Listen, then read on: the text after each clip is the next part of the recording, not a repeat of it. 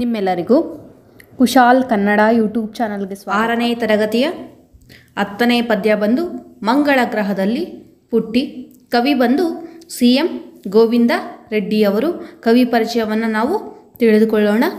CM Govinda ರೆಡ್ಡಿಯವರು 11/8/1958 Kolar ಜಿಲ್ಲೆಯ ಮಾಲೂರು ತಾಲೂಕಿನ ಚೆನ್ನಿಗರಾಯಪುರ ಎಂಬ ಊರಿನಲ್ಲಿ ಜನಿಸಿದರು.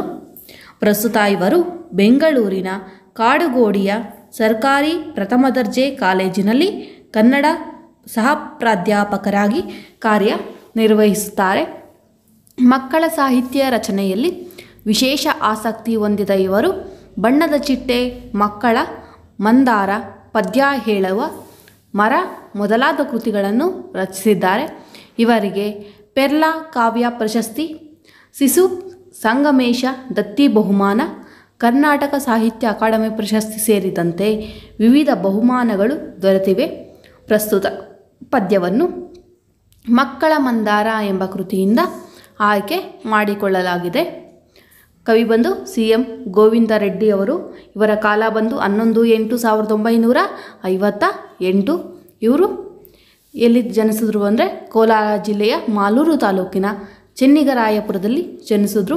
ಇವರು ಹಲವು ಕೃತಿಗಳು ಪದ್ಯ ಹೇಳುವ ಮರ, ಬಣ್ಣದ ಚಿಟ್ಟೆ, ಮಕ್ಕಳ ಮಂದಾರ, ಇವರಿಗೆ ಹಲವಾರು ಪ್ರಶಸ್ತಿ ಕೂಡ ಬಂದಿದೆ. ಶಿಶು ಸಂಗಮೇಶ ದತ್ತಿ ಬಹುಮಾನ, ಕರ್ನಾಟಕ ಸಾಹಿತ್ಯ ಅಕಾಡೆಮಿ ಪ್ರಶಸ್ತಿ. ಇವರ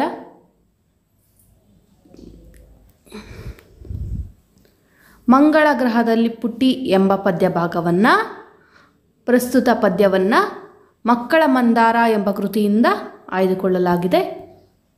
ಪ್ರವೇಶಕ್ಕೆ ಹೋಗೋಣ.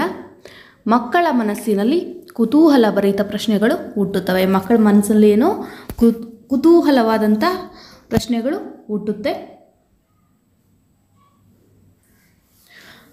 ವಿವಿಧ ಕಲ್ಪನೆಗಳು ಕಾಣಿಸುತ್ತವೆ. ಅಂದರೆ ಅವ್ರದ್ದೇ ಆದಂಥ ಒಂದು ಇಮ್ಯಾಜಿನ್ ಏನು ಅನ್ನೋದು ಅದು ಅವರ ಮನಸ್ಸಿನಲ್ಲಿ ಕಾಣಿಸ್ಕೊಳ್ಳುತ್ತೆ. ಹೊಸ ಹೊಸ ಕನಸುಗಳು ಗೂಡು ಕಟ್ಟುತ್ತವೆ. ಹೊಸ ಹೊಸ ಕನಸುಗಳು ಏನೋ ಅವರು ಗೂಡು ಕಟ್ಟಿಕೊಳ್ತಾರೆ. ಮನಸ್ಸಿನಲ್ಲೇ ಒಂದು ಗೂಡನ್ನು ಕಟ್ಟಿಕೊಳ್ತಾರೆ ಕನಸುಗಳ. ಮಕ್ಕಳು ತಮ್ಮ ಕಲ್ಪನೆಯಲ್ಲಿ ನಿರ್ಜೀವ ವಸ್ತುಗಳೊಂದಿಗೆ ಮನಬಿಚ್ಚಿ ಮಾತಾಡಬಲ್ಲರು. ಮಕ್ಕಳು ಏನು ಮಾಡ್ತಾರೆ, ತಮ್ಮ ಕಲ್ಪನೆಯಲ್ಲಿ ಕಲ್ಪಿಸಿಕೊಂಡಿದ್ರಲ್ಲಿ ನಿರ್ಜೀವ ವಸ್ತುಗಳೊಂದಿಗೆ ಅಂದರೆ ಪ್ರಾಣವಿಲ್ಲದ ವಸ್ತುಗಳ ಜೊತೆಗೆ ಮನಸ್ಸನ್ನು ಬಿಚ್ಚಿ ಮಾತಾಡುತ್ತಾರೆ. ಅಪರಿಚಿತ ಸನ್ನಿವೇಶಗಳು ಸಹ ಅವರ ಕನಸುಗಳಲ್ಲಿ ಹತ್ತಿರಕ್ಕೆ ಬಂದು ಬಿಡುತ್ತವೆ. ಅಪರಿಚಿತ ಅಂದರೆ ಅವರಿಗೆ ಆ ವಸ್ತುವಿನ ಪರಿಚಯ ಇರೋದಿಲ್ಲ. ಅಂತಹ ವಸ್ತುಗಳ ಸನ್ನಿವೇಶಗಳು ಸಹ ಅವರ ಕನಸಲ್ಲಿ ಏನಾಗ್ಬಿಡ್ತವೆ, ಹತ್ತಿರಕ್ಕೆ ಬಂದುಬಿಡ್ತವೆ. ಈಗಿರುವ ಅವರ ಕಲ್ಪನೆಗಳು ಮತ್ತಷ್ಟು ಗರಿಗಳನ್ನು ಕಟ್ಟಿ ಇನ್ನಷ್ಟು ಎತ್ತರಕ್ಕೆ ಹಾರಲು ಪ್ರೋತ್ಸಾಹಿಸಿ. ಈಗಿರುವ ಅವರ ಕಲ್ಪನೆಗಳು ಏನು ಮಾಡಬೇಕು, ನಾವು ಮತ್ತಷ್ಟು ಅವರ ರೆಕ್ಕೆಗಳನ್ನು ಕಟ್ಟಿ ಇನ್ನಷ್ಟು ಹಾರೋದಕ್ಕೆ ಪ್ರೋತ್ಸಾಹಿಸಿ ಈ ಮೂಲಕ ಪ್ರಸ್ತುತಿಯ ಅರಿವು ಮೂಡಿಸುವುದು. ಆ ಥರ ರೆಕ್ಕೆಯನ್ನು ಕಟ್ಟಿ ಹಾರೋದಕ್ಕೆ ಪ್ರೋತ್ಸಾಹ ಮಾಡಿ ಈ ಸನ್ನಿವೇಶವನ್ನು ನಾವು ಅರಿವು ಮೂಡಿಸೋದಕ್ಕೆ ಈ ಪದ್ಯದ ಆಶಯ ಆಗಿದೆ. ಆಗಸದಲ್ಲಿ ಹಾರುವುದೆಂದರೆ ಪುಟಾಣಿ ಪುಟ್ಟಿಗೆ ಬಲು ಇಷ್ಟ. ಆಗಸ ಅಂದರೆ ಆಕಾಶದಲ್ಲಿ ಹಾರೋದಂದರೆ ಪುಟಾಣಿ ಪುಟ್ಟಿಗೆ ಬಲು ಇಷ್ಟ, ತುಂಬಾ ಇಷ್ಟ ಅಂತೆ. ರೆಕ್ಕೆಗಳಿಲ್ಲದೆ ಹಾರಲು ಹೋದರೆ ಆಗದೆ ತೊಂದರೆ, ಇದು ಕಷ್ಟ. ರೆಕ್ಕೆಗಳಿಲ್ಲದೆ ಹಾರಲು ಹೋದರೆ, ರೆಕ್ಕೆ ಇಲ್ಲದೆ ನಾವು ಹಾರೋದಕ್ಕೆ ಹೋದರೆ ಏನಾಗುತ್ತೆ, ಹಾರೋದಕ್ಕೆ ಆಗೋದಿಲ್ಲ, ಇದು ಕಷ್ಟ. ಒಂದಿನ ಇದ್ದಕ್ಕಿದ್ದಂತೆ ಪುಟ್ಟಿಗೆ ರೆಕ್ಕೆಯು ಬಂದಿತು. ಒಂದಿನ ಏನಾಯಿತು, ಪುಟ್ಟಿಗೆ ಇದ್ದಕ್ಕಿದ್ದಂಗೆ ರೆಕ್ಕೆ ಬಂತು. ಅಕ್ಕಿಯ ಹಾಗೆ ಹಾರುವ ಮನೆಗೆ ಹೆಚ್ಚಿನ ಹರುಷವ ತಂದಿತ್ತು. ಅಕ್ಕಿ ಅಂದರೆ ಪಕ್ಷಿ ಅಂತ ಅರ್ಥ. ಪಕ್ಷಿಯ ಹಾಗೆ ಹಾರುವ ಮನಸ್ಸಿಗೆ ಹೆಚ್ಚಿನ ಹರುಷವ ತಂದಿತ್ತು, ಹೆಚ್ಚಿನ ಖುಷಿಯನ್ನು ತಂದಿತ್ತು. ಕೂಡಲೇ ಪುಟ್ಟಿ ಟಣ್ಣನೆ ಜಿಗಿದು ದೊಡಲಿಗೆ ಹಾರಿದಳು. ಕೂಡಲೇ ಪುಟ್ಟಿ ಏನು ಮಾಡಿದ್ಲು ಅಂದರೆ ಕೂಡಲೇ ಅಂದರೆ ತಕ್ಷಣ ಪುಟ್ಟಿ ಟಣ್ಣನೆ ಜಿಗಿದು ಅಂದರೆ ಹಾರಿದ್ಲು. ಆಗಸದೊಡಲಿಗೆ ಹಾರಿದಳು ಅಂದರೆ ಆಕಾಶದ ಮೇಲಕ್ಕೆ ಹಾರಿದ್ಲು. ಹಾರುತ್ತಾ ತೇಲುತ್ತಾ ಮುಂದಕ್ಕೆ ಸಾಗಿ ಚಂದ್ರನ ಮಡಿಲನ್ನು ಸೇರಿದಳು. ಹಾಗೆ ಹಾರ್ತಾ ತೇಲ್ತಾ ಏನು ಮಾಡಿದ್ಲು ಅವಳು, ಪುಟ್ಟಿ ಚಂದ್ರನ ಮಡಿಲಿಗೆ ಮಡಿಲನ್ನು ಸೇರಿದ್ಲು. ಚಂದ್ರನ ಮೇಲೆ ನೆಟ್ಟಗೆ ನಿಂತು, ಚಂದ್ರನ ಮೇಲೆ ಏನು ಮಾಡಿದ್ಲು, ನೆಟ್ಟಗೆ ನಿಂತ್ಕೊಂಡು ಭೂಮಿಯ ಕಡೆಗೆ ನೋಡಿದರೆ ನೇರಳೆ ಬಣ್ಣದ ಚೆಂಡಿನ ಹಾಗೆ ಕಂಡಿತು ಅವಳಿಗೆ ನಮ್ಮದರೆ. ಭೂಮಿಯ ಮೇಲೆ ನಿಂತ್ಕೊಂಡು ನೋಡಿದ್ರೆ ಭೂಮಿ ಹೇಗೆ ಕಾಣಿಸ್ತು ಅಂದರೆ ನೇರಳೆ ಬಣ್ಣದ ಚೆಂಡಿನ ಹಾಗೆ, ನೇರಳೆ ಬಣ್ಣದ ಚೆಂಡಿನ ಹಾಗೆ ಅವಳಿಗೆ ಆ ಭೂಮಿ ಕಾಣಿಸ್ತಂತೆ. ದರೆ ಅಂದರೆ ಭೂಮಿ ಅಂತ. ಚಂದ್ರನ ಬಿಟ್ಟು ಮೇಲಕ್ಕೆ ಹಾರಿ ಸೇರಲು ಮಂಗಳ ನಂಗಳವ. ಚಂದ್ರನ ಬಿಟ್ಟು ಮೇಲಕ್ಕೆ ಹಾರೋದಕ್ಕೆ ಸೇರಲು ಮಂಗಳ ನಂಗಳವ. ಮಂಗಳದ ಅಂದರೆ ಮಂಗಳ ಗ್ರಹವನ್ನು ಅವಳು ಸೇರ್ತಾಳೆ. ಕೆಂಪಗೆ ಬಣಬಣ ಗುಟ್ಟುತ್ತಲಿದ್ದು ಕಾಣಲಿಲ್ಲ ಯಾವುದೇ ಜೀವ. ಏನು ಕೆಂಪಗೆ ಅದು ಬಣಬಣ ಅಂದರೆ ಯಾರೂ ಇರಲಿಲ್ಲ, ಯಾವ ಜನರು ಇರಲಿಲ್ಲ, ಯಾವುದೇ ಜೀವ ಅವಳಿಗೆ ಕಾಣಿಸ್ಲಿಲ್ಲ. ಪುಟ್ಟಿಯು ಕಂಡಳು ಮಂಗಳನಲ್ಲಿ ಯೋಗಿ ಹೆಸರಿನ ಹೆಬ್ಬಂಡೆ.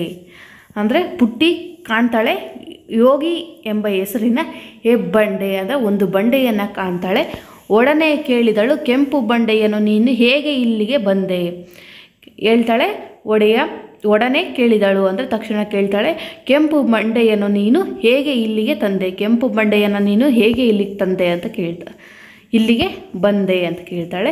ಅದಕ್ಕೆ ಬಂಡೆಯು ಕಣ್ಣೀರನ್ನು ಸುರಿಸುತ್ತಾ ಹೇಳಿತು ಪುಟ್ಟಿಗೆ ನೋವಿನಲ್ಲಿ. ಬಂಡೆ ಏನು ಮಾಡ್ತು, ಕಣ್ಣೀರನ್ನು ಹಾಕ್ತಾ ಸುರಿಸುತ್ತಾ ಹೇಳ್ತು ಪುಟ್ಟಿಗೆ ನೋವು ತುಂಬಿಕೊಳ್ತು. ಪುಟ್ಟಿಯೇ ನಮ್ಮಿ ಮಂಗಳ ಗ್ರಹದ ದುರಂತ ಕಥೆಯನ್ನು ಕೇಳಿ ತಿಳಿ. ಪುಟ್ಟಿ ನಮ್ಮ ಮಂಗಳ ಗ್ರಹದ ದುರಂತ ಕಥೆಯನ್ನು ಕೇಳಿ ನೀನು ತಿಳ್ಕೊ ಅಂತ ಹೇಳುತ್ತೆ ಅದು ಹೆಬ್ಬಂಡೆ. ಇಂದೊಂದು ಕಾಲದಿ ಈ ಗ್ರಹದಲ್ಲಿ ಇತ್ತು ಜೀವಜಲ ಹಸಿರು ಮರ. ಇಂಥೊಂದು ಕಾಲದಲ್ಲಿ ಏನು ಈ ಗ್ರಹದಲ್ಲಿ ಇತ್ತು ಜೀವಜಲ ಅಂದರೆ ಜೀವದ ಒಂದು ಎಲ್ಲ ಇತ್ತು, ಹಸಿರು ಮರ. ಆಗಿನ ಜನತೆಯು ನಾಡನ್ನು ಕಟ್ಟಲು ಮರಗಳ ಕಡೆಯೇ ಬಂತು ಬರ. ಹಸಿರು ಮರ, ಆಗಿನ ಜನತೆಯು ನಾಡನ್ನು ಅಂದರೆ ಒಂದು ಊರನ್ನು ಕಟ್ಟೋದಕ್ಕೆ ಮರಗಳ ಕಡೆಯೇ ಅಂದರೆ ಮರಗಳನ್ನು ಕಡಿತಾ ಇದ್ರು, ಅದಕ್ಕೆ ಬಂತು ಬರಗಾಲ ಅಂತ ಹೇಳ್ತಾನೆ ಹೆಬ್ಬಂಡೆ. ಮಳೆ ಬೆಳೆ ಕಾಣದ ಜೀವಿಯು ಅಳಿದು ಬಂದಿತು ನಮಗೆ ಇಂಥ ಸ್ಥಿತಿ. ಆ ಮಳೆ ಬೆಳೆ ಕಾಣಿಸ್ಲಿಲ್ವಲ್ಲ ಆ ಜೀವಿಯೋ, ಅದಕ್ಕೆ ಏನಾಯಿತು, ನಮಗೆ ಬಂತು ಇಂಥ ಸ್ಥಿತಿ. ನಿಮ್ಮ ಭೂಮಿಯಲ್ಲಿ ಗಿಡ ಮರ ಅಳಿದರೆ ಮುಂದೆ ಒಂದು ದಿನ ಇದೇ ಗತಿ. ನಿಮ್ಮ ಭೂಮಿಯಲ್ಲಿ ಏನೋ ಗಿಡ ಮರ ಅಳಿಸಿ ಹೋದರೆ ಮುಂದೆ ಒಂದು ದಿನ ಇದೇ ಗತಿ ನಿಮಗೂ ಕೂಡ ಅಂತ ಹೇಳುತ್ತೆ ಹೆಬ್ಬಂಡೆ. ಅದು ಬಣಬಣ ಗುಟ್ಟುವ ಬಯಲನ್ನು ಕಂಡು ಡವ ಗುಟ್ಟಿತು ಎಳೆ ಹೃದಯ. ಬಣಬಣ ಗುಟ್ಟುವ ಅಂದರೆ ಅಲ್ಲಿ ಯಾರು ಇಲ್ಲದ ಕಂಡು ಬಯಲನ್ನು ಕಂಡು, ಅಂಥ ಬಯಲನ್ನು ಕಂಡು ಏನು ಮಾಡ್ತು, ಡವ ಅಂತ ಅವಳು ಎದೆ ಹೃದಯ ಒಡ್ಕೊಳ್ತು. ಹಸಿರನ್ನು ಅಳಿಸದೆ ಗಿಡ ಮರ ಬೆಳೆಸಿ ಉಳಿಸುವೆಂದಳು ಈ ದರೆಯ. ನಾನು ಹಸಿರನ್ನು ಅಳಿಸೋದಿಲ್ಲ, ಗಿಡ ಮರವನ್ನು ಬೆಳೆಸಿ ಉಳಿಸ್ತೀನಿ ಅಂತ ಹೇಳ್ಬಿಟ್ಟು ಹೇಳಿ ಬರ್ತಾಳೆ ಈ ದರೆಯ. ಈ ಭೂಮಿಗೆ ಬರ್ತಾಳೆ. ಭೂಮಿಗೆ ಬಂದು ಜನತೆಯ ಕಂಡು ಹಸಿರನ್ನು ಉಳಿಸಲು ಬೇಡಿದಳು. ಭೂಮಿಗೆ ಬರ್ತಾಳೆ, ಜನರನ್ನು ಕಂಡು ಹೇಳ್ತಾಳೆ ಹಸಿರನ್ನು ಉಳಿಸಲು ಬೇಡಿದಳು. ಹಸಿರನ್ನು ನೀವು ಉಳಿಸಿ ಅಂತ ಕೇಳ್ತಾಳೆ. ತಾನೂ ಕೂಡ ಎಳೆ ಸಸಿಗಳ ನೆಟ್ಟು ಬೆಳೆಸುತ್ತಾ ಕುಣಿದಾಡಿದಳು.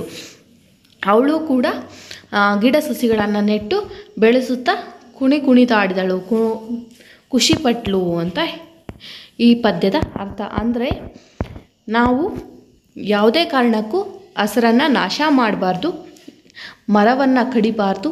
ಅದು ಉಳಿಸ್ಕೊಟ್ರೆ ಮುಂದಿನ ಪೀಳಿಗೆಗೆ ನಮಗೆ ಅನುಕೂಲ ಆಗುತ್ತೆ, ಇಲ್ಲಾಂದರೆ ಭೂಮಿ ಸರ್ವನಾಶ ಆಗುತ್ತೆ ಅನ್ನೋದು ಈ ಪದ್ಯದ ಅರ್ಥವಾಗಿದೆ, ಆಶಯ ಕೂಡ ಆಗಿದೆ. ಇವತ್ತಿಗೆ ಈ ಪದ್ಯ ಸಾಕು. ಸೊ ನೆಕ್ಸ್ಟ್ ಕ್ಲಾಸಲ್ಲಿ ನೆಕ್ಸ್ಟ್ ಪೊಯಮ್ ಮಾಡ್ತೀನಿ.